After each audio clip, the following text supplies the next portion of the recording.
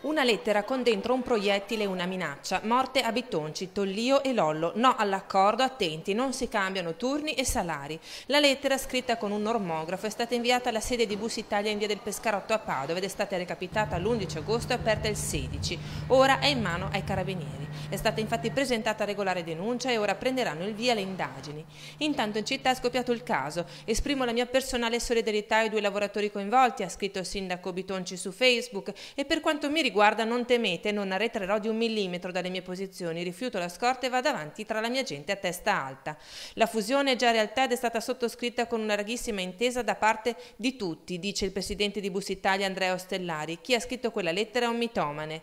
Solidarietà al sindaco e ai sindacalisti anche dal PD. Auspichiamo che la nota professionalità delle forze dell'ordine conduca presto all'individuazione dei responsabili di questo grave ed inquietante episodio, ha detto il consigliere Massimo Bettin.